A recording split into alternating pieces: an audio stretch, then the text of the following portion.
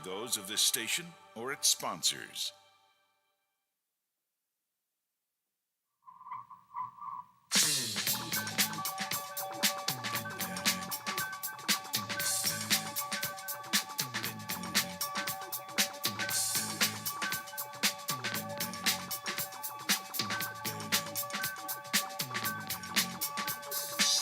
And you may find yourself living in a shotgun shack. And you may find yourself in another part of the world. And you may find yourself behind the wheel of a large automobile. And you may find yourself in a beautiful house with a beautiful wife. And you may ask yourself, well, how did I get here? Letting the days go by. Let the water hold me down. Letting the days go by. Water flowing underground. And we're letting the days go by here. And here we are, kind of middle of the month, October. You've stumbled upon Butch Maxwell's Complete Waste of Airtime for Wednesday, October 13th, here on the Watchdog Network. I'm glad to be with you here on this it's still kind of unseasonably warm October day. It's going to be even warmer tomorrow, and I think over the weekend too, or at least Friday, looking pretty good. Right now, we're somewhere around 72 degrees, depending upon where you are in the Ohio Valley, and it's not going to get all that cold tonight. It's only going to get down to like around 57 degrees and stuff. And tomorrow, we're looking at a high of 79, both Thursday and Friday. And over the weekend, it's not going to be bad. Saturday, 70 degrees, and Sunday, it'll still be right around 60, just a little under 60 degrees. So, as far as temperature goes, things are going really well. I'm usually here with Lola, but today I've got Wade in there. Wade doesn't say much, but you can say hi. Can you say hello? Hello, how Hi. you doing, Bill? Butch? I'm doing great, Wade. Nice to have you on. I got a few things I want to talk about today. I've got no guests, as is fairly typical for me. I find that I can talk on and on for an hour without a big problem. Because after all, I'm a teacher in my other life. I'm a college professor, so I'm used to that. However, I don't want to be just the sage on the stage here. I'm always eager to bring topics up for you to discuss, but your calls are always welcome. 304-214-1600 is that phone number, as always, and you can also send text on that line, so if you'd rather not speak over the air, you can say something via text, and if it fits the programming needs, then we'll certainly put that in. I've got a few things I do want to talk about. Ohio, the state of Ohio, has a new law banning masking mandates. Meanwhile, in Ohio County, the public schools have decided to extend mask mandates, so that's interesting. The global supply chain is in a major crisis, and I want to talk a little bit about that today too, along with the many challenges of the Biden administration and Bill Maher's dire prediction for 2024 gets my attention a little bit right now. Also, Captain Kirk goes into space. Yes, that already happened just today, so we'll talk a little about that, the implications of that. And another thing that's on my mind is recreational weed going to be legal in Ohio next year? So there's some movement on that. So we'll see how that all pans out. So first up is the thing that we tend to be talking about so much is the coronavirus, COVID-19, and how we're doing and what we can expect in the future. And of course, that predicting the future is a kind of a dicey thing, but it does look as though, in general, things are getting better. The new cases are on the decline. Deaths are beginning to show that sign of decline, although you're not going to see that is what they call a declining statistic. You're going to see it falling after the new cases fall. So that's all good. But how are we dealing with this? Well, over in Ohio, our good friends in Ohio, starting today, Wednesday, October 13th, mandatory vaccinations in Ohio public schools will be banned. If you send your kid to a public school in Ohio, they cannot mandate that you get your child vaccinated. This is according to, thanks to House Bill 244, which was passed, months ago, back in July, and it's been signed by Mike DeWine. Well, the law just kicked in.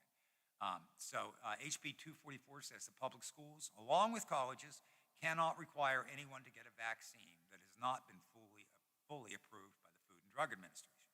It also prohibits discrimination against an individual who has not yet received a vaccine.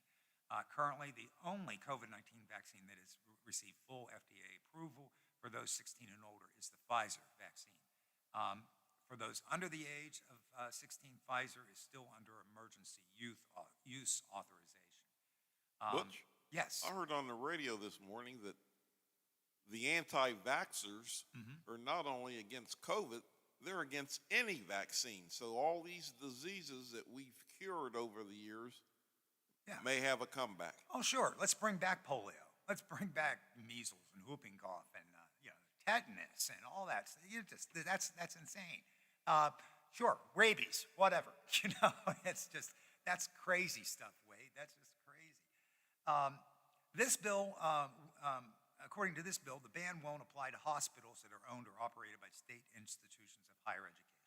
I do know this. I teach for one state-supported school in Ohio.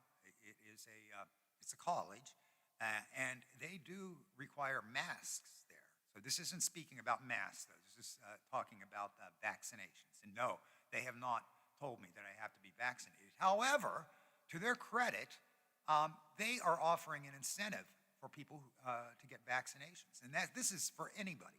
So this isn't like one of those lotteries or something. You go out and get a vaccination, or get 2 vaccinations, you're eligible for this prize. No, they've actually said anybody who's already got a vaccination, just bring in your proof that you've been vaccinated, and we will pay you $200. $200. So I just sent in my proof yesterday, and so I'm going to make $200 for simply getting the vaccination, something I would have done anyway. All right, let's go through a little bit of a break here. When we come back, we're going to talk a little bit about Ohio County and its mask mandate, too. So stick around. You're listening to Butch Maxwell's Complete Waste of Airtime here on The Watchdog. We'll be right back.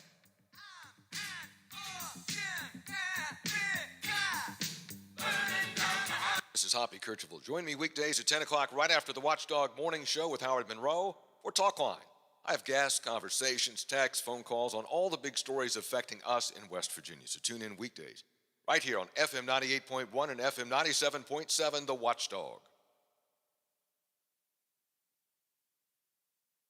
Save today on your next project with 11% off everything now at Menards. Save on Chamberlain garage door openers. Smart garage door openers feature built-in Wi-Fi that allow you to open and close your garage door from anywhere. Get a half-horsepower Wi-Fi belt drive opener for $129.99 after 11% rebate. Get 11% off everything now at Menards. Good through October 16th. Savings are mail-in rebate. Some exclusions apply. See store for details. Save big money at Menards. Now, during the Jim Robinson Ford Lincoln Toyota Pre-Owned Super Sale, select from over 80 vehicles in stock starting under $5,000. Most are local trades, many with one owner. Hurry to Jim Robinson at the Highlands, home of lifetime powertrain protection. Now, during the Jim Robinson Ford Lincoln Toyota Pre-Owned Super Sale, select from over 80 vehicles in stock starting under $5,000. Most are local trades, many with one owner. Hurry to Jim. College football is back, baby. The Watchdog brings your favorite teams right to your speakers. Let's go, Mountaineers! On WKKX 98.1 FM and AM 1600. If hanging with Sloopy is more your style, WVLY 97.7 FM and 1370 AM is home to the Ohio State Buckeyes. The Watchdog is your home for the best in college football in the Ohio Valley. 1 in 3 adults has prediabetes. 1 in 3. That means it could be you, your football buddy, your football buddy, or you, your best man, your worst man, you, your dog walker, your cat jogger. While 1 in 3 adults has prediabetes, with early diagnosis, prediabetes can be reversed. Take the risk test at doihaveprediabetes.org. Brought to you by the Ad Council and its prediabetes awareness partners.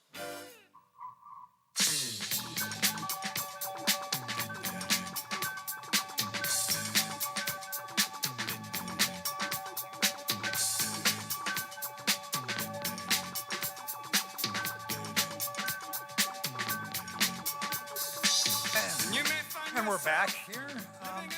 Been talking about the mask mandates and stuff like that. Ohio County just renewed its mask mandate. There was a 30-day mandate in effect that was placed about a month ago, and it was up the other day, and they just voted 4-1 in favor of continuing this temporary mandate for another 30 days. The superintendent of schools, Dr. Kim Miller, a woman who I admire a great deal, said that this is consistent with what she's trying to do. That she wants to keep students in school. So if masks help, then she's all for that. So they're going to be looking at this again at the beginning of November. So we'll see how that works. Meanwhile, up in Brooke County, they're going to keep their mask mandate in place as well, and they're going to reevaluate that in November. So at least both of those schools, the school systems, seem to be on board together for that. So that's good, and that's sort of the COVID sort of update I have for you. But there's more legislative news to bring up. What do you think about this? Maybe this will simulate a call or something. Legalized weed moves closer to a reality in Ohio. There's been a new push for legalized marijuana in the Ohio State House, and this time it's being backed by Republican lawmakers. How about that? Two Republican representatives, Jamie Callender and Ron Ferguson, announced a new bill yesterday that would legalize marijuana for recreational adult use in Ohio. This is not the first time that such legislation has been introduced in Ohio, but it's the first time that Republican members of the state legislature have put this forward. This bill would also expand the state's medical marijuana program to include adult use cannabis, and it would also impose a 10% sales tax and create a path for expungement for those who have past marijuana offenses. So there's two things there. 10% sales tax, getting some revenue. This is, of course, is the incentive that the legislatures has. I don't think it's just that they want to make it Ohio a more fun state for people who like weed. But it's tax revenue, and it makes sense, and it's perfectly fine. I think it's legitimate. And expungement of those who have had marijuana offenses in the past. I mean, after all, this is a victimless crime. This is not something that hurts people or even society. It's not even addictive. It may be habit forming at worst. Even though the bill has been introduced by Republicans, there are some party leaders who are still very much on the fence, including House Speaker Bob Cupp and the governor, Mike DeWine. So there's been some skepticism about this. It's difficult to see how this is going to actually pass for sure, but at least the legislation is up there for those who are interested in such things. And I think it's interesting. So probably one of the biggest stories that's really hitting everybody. I mean, and I think this is something that a lot of you have probably noticed, is that there is a supply chain problem going on in the United States. In fact, it's worldwide. We see computer chip shortages. There's epic port congestion, a lack of truck drivers. And what we're seeing is the world's delicate supply chains are under extreme stress right now. And it looks like it's going to continue for quite some time. And what's happening is that is causing inflation. It's jacking up prices for consumers, and it's slowing down the global economic recovery. Moody's Analytics came out with a study yesterday, said that it appears that it's going to get worse before it gets better. As global economic recovery continues to gather steam, what is increasingly apparent is how it will be stymied by supply chain disruptions that are now showing up at every corner, Moody's wrote in their report. If you've tried to buy a car lately, say a new car, you might have noticed that it's become very difficult. If you try to buy electronics, you might have found that they weren't available, or they're on back order or something like that. This is a lot related to the microchips, but also just strange things. Have you gone into Kroger or whatever your favorite grocery store is and found things that are normally well stocked that are simply not there? And this is a supply chain backup. And what we've got is thousands of storage bins, craters that are coming from overseas, from China, especially from the Far East, that are just sitting on docks in California, and some ships that can't even come in to port because they're filled and there's no place to put this stuff. So it's not that the stuff isn't being shipped. It's just that, that at least in the United States, we're unable to handle the shipments of these orders. These are things that people have wanted, or maybe wholesalers or retailers have ordered things in, and this reflects what people are trying to buy in the marketplace, but we can't deliver the stuff. It's Shortage of truckers. They can't offload the boats. Yeah, and part of this may be it's a lot related to COVID. Some of the shortage of truckers is thought to be that during the height of the COVID crisis, a lot of the schools that train truck drivers were shut down. They just were not producing any more truck drivers. And yeah, you have to be trained in order to learn how to handle one of those big rigs. I certainly wouldn't want somebody out there on the road sharing it with me if they don't really know how to handle that big truck. So this is to present a very serious challenge to harmonizing the rules and regulations by which transport workers move in and out of ports and hubs around the world. But you have a caller, Tom. I do. All right. Hey, Tom wants to check in on this. Good. Hey, Tom, how are you? Oh, what's up? I'm booted up. Okay. I think it's sort of funny in a way, I mean, most people they have so much junk they have storage units to hold it in and stuff. Yeah, How many true. people do you have a storage unit? I used to. Unlimited. I did get rid of it, Tom, but I got to confess, I was one of those people that kept stuff that I didn't need. I'm living in a 9-room storage unit. Oh, man. no. I wish I would have lived 3,000 miles from the High Valley Mall, and unfortunately, I live like a mile from it. And my wife just bought my mother-in-law would get every single fun meal there ever was. I got the whole collection, the whole train, all the animation characters, and every fun meal that ever was, and every Dalmatian. And it's all sitting here, man. But I mean, it's just we almost need something like this to clear our lives and find out what the heck's really important. Yeah, that's true. I have found, a kind of a new way of living over the past few years, just in this small sense, but it actually helps a lot. Is just it feels good to purge, and I do a purge every year of just stuff, and actually I'm a little overdue on it this year, but I do, like, if I buy a new pair of shoes, I get rid of a pair of shoes. If I buy a new shirt, I get rid of a shirt, and that's sort of a rule that my wife brought, but I thought it's a good one too, and it feels good to get rid of things.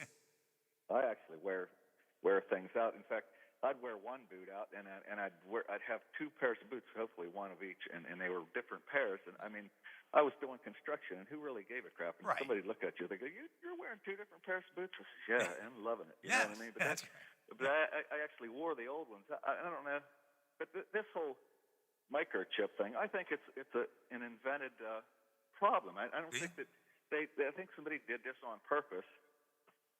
But that pipeline thing that was, remember the Colonial Pipeline? Right. Yeah. The fuel never stopped flowing. They just couldn't figure out how to bill it. Yeah. It wasn't like it just stopped in that pipe or something. You know what I mean? It's all these invented crises. Okay, so we've got probably 950 gas wells in Belmont County alone. There's probably 800 of them in Ohio County, probably 1,200 of them in Marshall County. All right, so why has natural gas suddenly doubled? Yeah, I know what you mean. Yeah, it's crazy.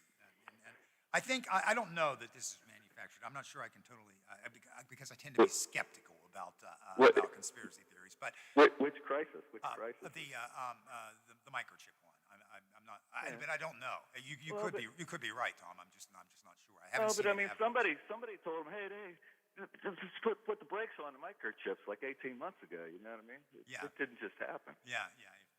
But that would be counter to all the incentives that are set up for people who sell these microchips.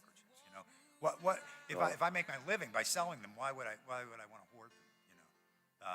So I don't you know. You going to a break or something? Yeah, that's Wade's subtle way of telling me that we're coming up on our halftime break. All right. You can hang around or call back after the break. We'll keep talking. Okay, How's man, that? thanks. All right, thanks, Tom. Bye. All right, well, you've wasted a half an hour so far with me.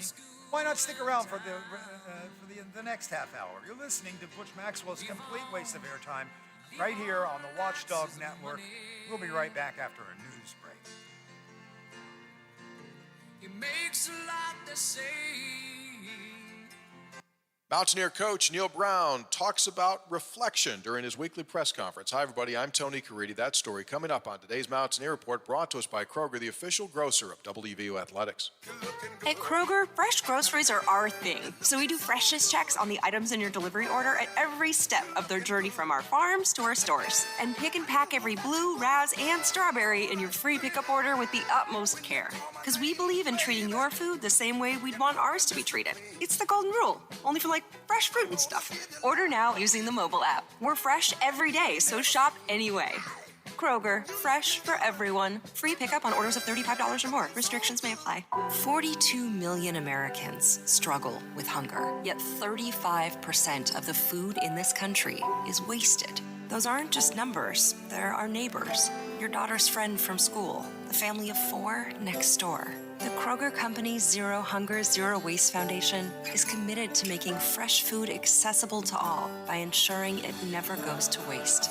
Together, we can help end hunger. Learn more at zerohunger.zerowastefoundation.org. Reflection time for head coach Neil Brown and the Mountaineer coaching staff as West Virginia enters into this bye week. Brown meeting with reporters on Tuesday, sharing his thoughts after Saturday's disappointing loss at Baylor. No, I just think when things aren't going well, you go back and you reflect and all right, how can we put our team in a better position? How do we get the most out of our players? I think that's what you go back and look at. And I'm not sitting here today making any big announcements or anything, or we're just going to go about it. We'll practice today, Wednesday and Thursday. What I'm going to do a lot over the next 2 days is listen. We talked a lot in our staff meeting today.